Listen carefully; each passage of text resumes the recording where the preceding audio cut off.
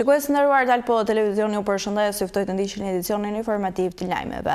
Bonusi dhe nga qeveria shqiptare ka shërbyer vetëm për shpenzime shëndetësore. Sipas qytetarëve në Gjirokastër, ky i fundit është i pamjaftueshëm.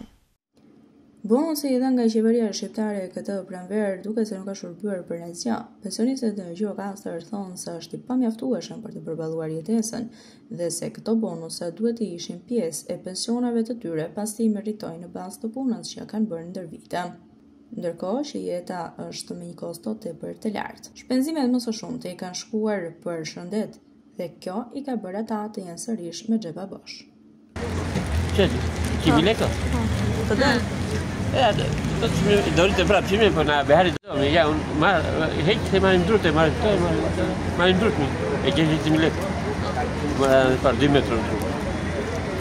Jemi në këto momente me zhvillimet kryesore nga vendi.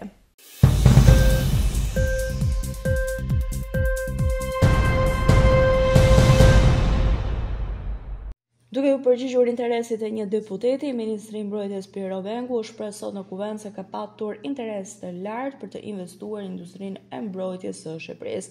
Por industrinë ushtarake vendosur gjitha themelet rregullatore nga kompania shtetërore e cila ka rigrupuar 5 asete. Janë 21 shprehje interesi zyrtar nga kompani ndërkombëtare për prodhim municionesh, artillerie, dronesh ushtarak dhe jemi duke zhvilluar negociata me 5 prej tyre. Besoj se shumë shpejt do të jemi në gjendje që edhe pas Komisionit të Sigurisë të japë një pasqyrë të qartë të gjendjes së negociatave, ka thënë Vengu. Po ashtu, ministri tha se shumë shpejt do të shkojnë në parlament aktet ligjore për shërbimin e detyrueshëm ushtarak, shërbimin e rezervist dhe rritjen e pagave për këta të fundit.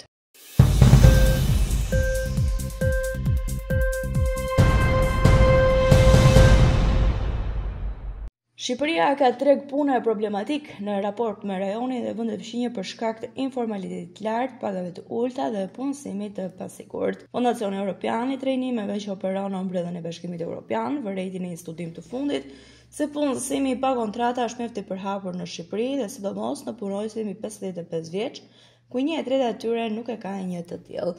Në grup moshën 34 deri në 44 vjeç, 17% të punësorëve janë pa kontratë, ndërsa në grup moshën 44-54%, 18% rezultojnë pa kontratë. Përqindja e punonjësve që punojnë pa kontratë është më e përhapura në vendet e Ballkanit Perëndimor sesa në Bashkimin Evropian. Lloji i kontratave dikon në mënyrë të konsiderueshme në pasigurinë në punë. Në Shqipëri dhe Bosnjë-Hercegovinë, gjysma e punonjësve kanë frikë se do të mbasin punën vitin e ardhshëm. Kjo për shkak të mungesës së një kontrate.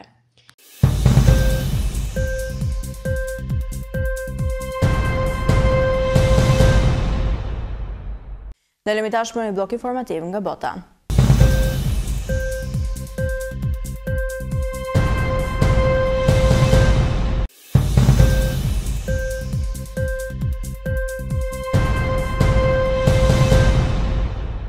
Presidenti i Ukrainës Volodymyr Zelensky ka dënuar sulmin me raketa ruse mbrëmjen e djeshme në Dobrofilia. Autoritetet lokale e thanë se sulmi vrau 21 persona dhe plagosi 43 të tjerë. Zelensky tha se 2 raketa goditën fillimisht qytetin përpara se Rusia të niste një tjetër sulm që synonte shpëtimtarët, pasi shërbimet kishin mbërritur në vendngjarje. Presidenti i Ukrainës e quajti këtë një taktikë të ndyrë dhe shnjërzore për friksim, të cilët rusët shpesh i drejtohen. Sulmet e tilla tregojnë se qëllimet e Rusisë janë të pandryshuara. Prandaj është shumë e rëndësishme të vazhdojmë të bëjmë diçka për të mbrojtur jetën, për të forcuar mbrojtjen tonë ajrore dhe për të forcuar sanksionet kundër Rusisë. Diçka që ndihmon Putin të financojë luftën duhet të prishet, ka thënë ai.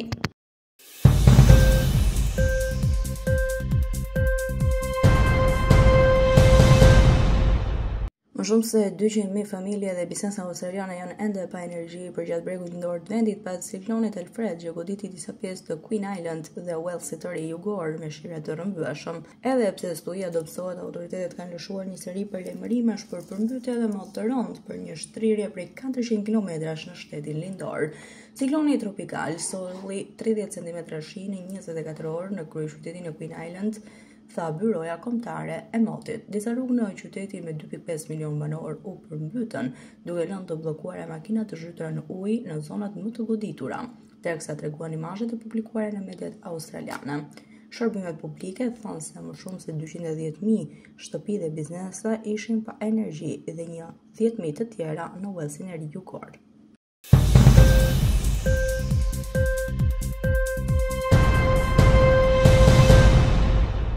Tregtia globale e armëve të qëndrueshme, por lista e blerësve ka ndryshuar në mënyrë dramatike. Kështu del nga raporti i fundit i Institutit Suedez SIPRI. Fjala qendrore e raportit aktual nga Instituti i Njohur Ndërkombëtar i Kërkimeve të Paqes në Stockholm mund të jetë befasues në shikim të parë. Eksportet globale të armëve janë stagnacion dhe pothuajse nuk kanë ndryshuar në krahasim me periudhën 2010-2019. Ukraina është tani në periudhën 2020-2024 blerësi më i madh i armëve të rënda në botë.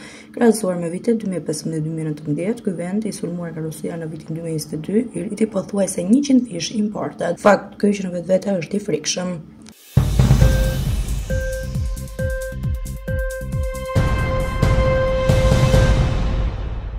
Departamenti i Bujqësisë ka shfuqizuar dy programe në SBA që u jepnin shkollave dhe bankave ushqimore para për të blerë ushqim nga fermat dhe fermerët vendas, duke ndaluar më shumë se $1 miliard në shpenzimet federale. Afërsisht $660 milion që shkollat dhe objektet e kujdesit për fëmijët po llogaritnin për të blerë ushqim nga fermat e tyre pranë. Përmes programit Marrëveshjes së Bashkëpunimit të Ushqimit Lokal për shkollat në 2025 janë anulluar. Zyrtarët shtetëror u njoftuan për vendimin e SDA për të dhënë fund programit të APF-s për këtë vit. Më shumë se 40 shtete kishin nënshkruar marrëveshje për të marrë pjesë në vitet e mëparshme, sipas SNA dhe disa agjencive shtetërore.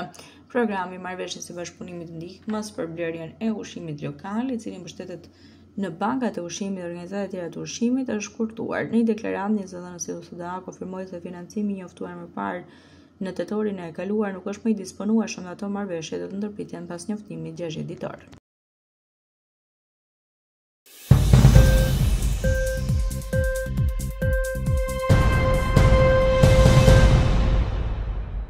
Telefonat celulare do të ndalohen në shkollat austriake, ka deklaruar Ministri Austriak i Arsimit. Nëse shkollat kanë krijuar më parë rregullat e tyre ndaj telefonave, rregulloria kombëtare shënoi një ndryshim në qasje, duke argumentuar se kjo gjë do të mbështeste më mirë punën e mësuesve dhe drejtuesve të shkollave. Rreziqet e njohura shëndetësore të përdorimit të tepërt të telefonit, ndryshime sociale në shkolla kërkojnë veprim. Kontakti person me person do të zvendësoj kohën para ekranit gjatë pushimeve të shkollës. Masa e re do të sjellë ndryshime edhe për prindrit. Disa prindër duan të jenë në kontakt të vazhdueshëm me fëmijët e tyre gjatë orëve të shkollës. Telefonat janë vrasës për qëndrimi, ka theksuar ai.